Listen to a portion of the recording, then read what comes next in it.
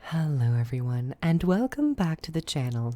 So Guild Wars 2 is an MMORPG which is infamous for rejecting the Holy Trinity system, at least back at launch. Over the years, with elite specializations, that philosophy has somewhat been altered and morphed. In accordance with endgame PvE encounters and other areas of the game, people have gravitated towards a pseudo trio or a soft trinity system where people fulfill roles. Now, as bold as the initial ideology of Guild Wars 2 was, I do think that leading into more of the soft trinity would probably be a really great idea to also solidify more endgame PvE encounters and have a better concept of what you are designing around. With this being said, I don't think that each class needs to be slotted into one of its roles, as that's the beauty of Guild Wars 2. Each profession can fulfill any role to a certain degree, with a variation in effectiveness and flavor. That being said, one area of each profession that could see some marking and or at least some branding would be elite specializations. Elite specializations are often formulated with a specific type of playstyle in mind, a certain type of playstyle that actually slots into a soft trinity system. So with this being said, I was thinking, what would the icons be for this soft trinity? And I've been playing some PvP and realized that there's a whole bunch of icons that are very rarely seen in Guild Wars 2 and very rarely used, this being the called target. Now, of course, we have the red circle, but there are actually a bunch of others which would be perfect to use as icons to categorize certain elite specializations, or perhaps if we have an LFG tool in the future, wink wink, nudge nudge, future video, these symbols would be perfect icons to use to categorize the different categories. So first and foremost, we have DPS. I think that the skull and the red arrow is the perfect marker for damage characters, this being physical damage and condition damage. Next, we have healers. This is the icon of the wings and the silhouette wrapped in wings. And another area that this is often seen is the resurrection symbol in game. And then as for the tank, the sword with the wings, like the steel wings behind the sword, would be a perfect icon to use for categorizing something as a tank or a bruiser, someone that manages the damage, that manages defensive cooldowns, that focuses on break bars and phasing certain things, or just controlling the battlefield with wards, immobes, knockdowns, stuns, etc., etc. Now, Guild Wars 2 is a soft trinity, and I think the center of that triangle, of that trinity, allows there to be another category. So I really think that Guild Wars 2, if we ever went in this direction of categorizing either with an LFG or certain elite specs to better show off to newer players what this elite spec is supposed to be doing, I think one other area would be the utility category. Now, this utility category would be the hand with the green circle around it with an arrow, indicating something more of an assistance, assisting either with healing over time, boons, augmenting boons, beneficial status effects, or even prolonging conditions, debuffing the target. This utility category is a little bit more amorphous. While it's not necessarily focused on direct damage or direct healing or direct defense, it kind of hits on everything in its own unique way, and I think certain elite specializations certainly play into that field. So I think having this 4 category is really smart to look at the game of Guild Wars 2 with 4 different roles in mind. So this being said, I have actually taken it upon myself to categorize each of the elite specializations for newer players or even veterans who might be wanting to test out another elite spec, but might be a little uncertain of what this particular elite spec focuses on. Now, disclaimer, Guild Wars 2 is a beautiful game in the sense that While elite specs have a certain idea and a certain through line most of the time, you really can play anything you want, and there is a whole lot of flexibility. However, surface layer, when you look at these elite specs, I do believe that there are certain categories that elite specs fall under. So this is not saying that a certain elite spec cannot play a certain role. This video is mostly just a helpful tool to at least ground newer players in to see what elite specs and these quote-unquote basically subclasses specialize in. So first and foremost, let's take a look at the Guardian, my main profession. The very first elite specialization to arrive with the Guardian was the Dragon Hunter. Now I think the Dragon Hunter really only fulfills one particular category, this being heavy flat damage, strike damage. You get access to the longbow with traps, many damaging abilities. There is slight condition application via burning, but overall, through and through, I really believe Dragon Hunter shines in that damage role. Next, we have Firebrand. Now this is a personal case where I do believe Firebrand is perhaps doing a little bit too much. Firebrand is one of the elite specializations which has had an extremely difficult time with balancing, given that they have 3 tomes available to them at any given time, which I do think is a design issue.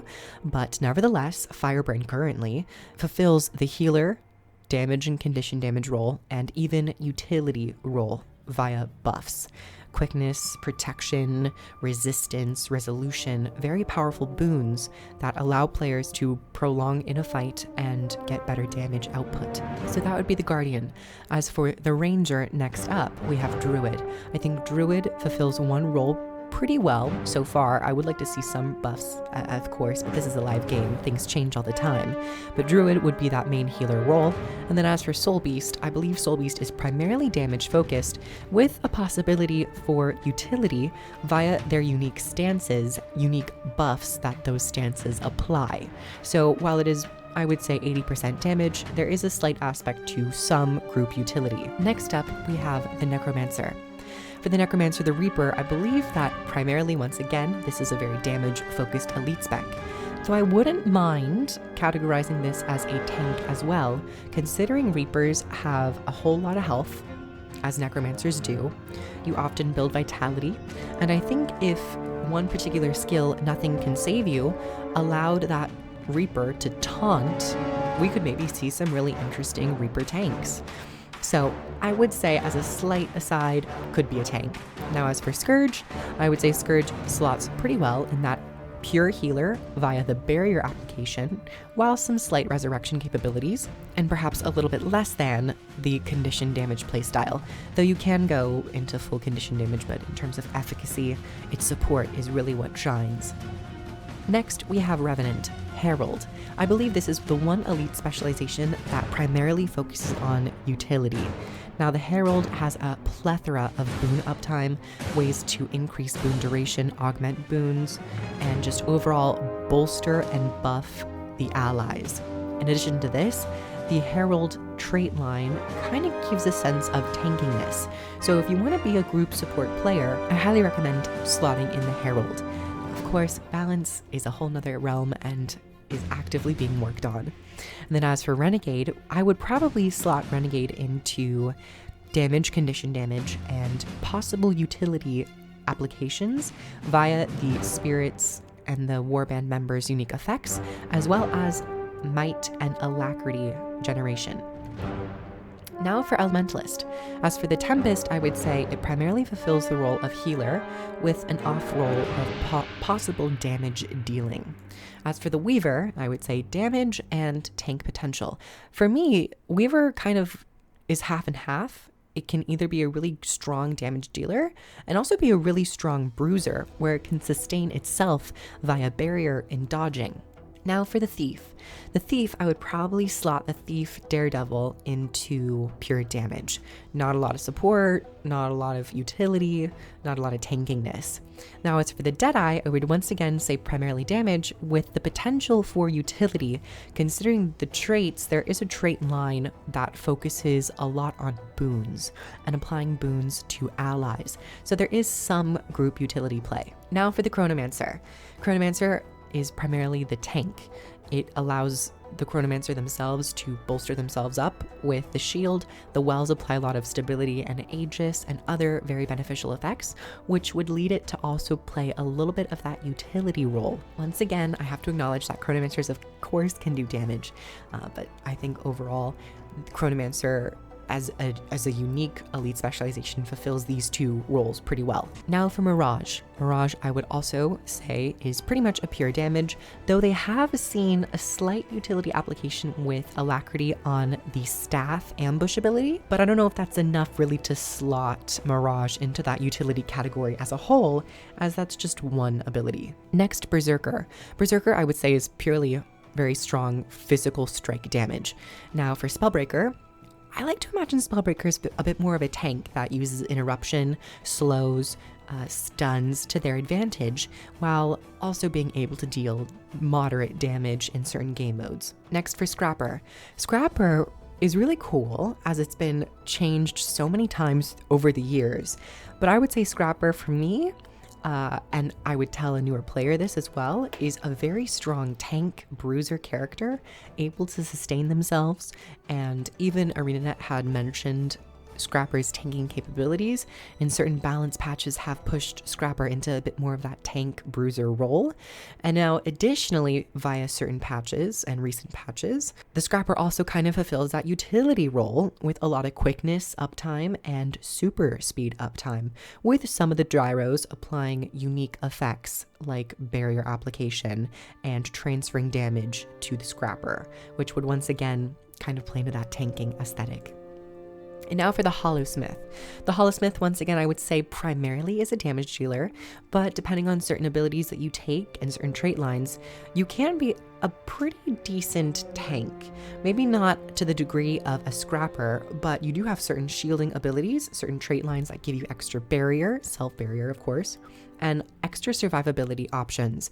So I think Hollowsmith, once again, fulfills mostly damage, but has an added edge of tankiness. So that is how I would categorize each of the elite specs into the soft trinity or quartet. So there's four corners: the square of Guild Wars 2's gameplay mechanics and gameplay roles. I think I genuinely would actually kind of like to see these be branded on the elite specializations, not to make it to where these elite specs can only fulfill these roles, because once again, Guild Wars 2 is extremely flexible and you can become pretty mastered into it and start creating very unique builds that might not have been the intended effect of that elite spec.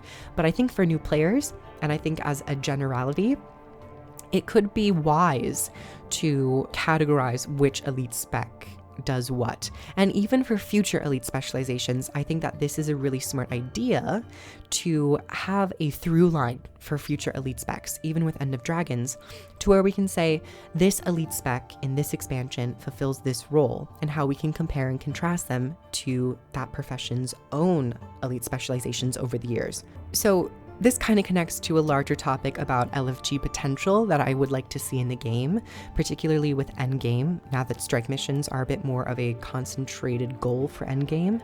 Even with raids potentially seeing a little bit more love and interest, I do think that it's maybe time to revamp LFG and to maybe create a system to where people can queue into LFGs, but that will be a video next time. So thank you everyone so much for coming.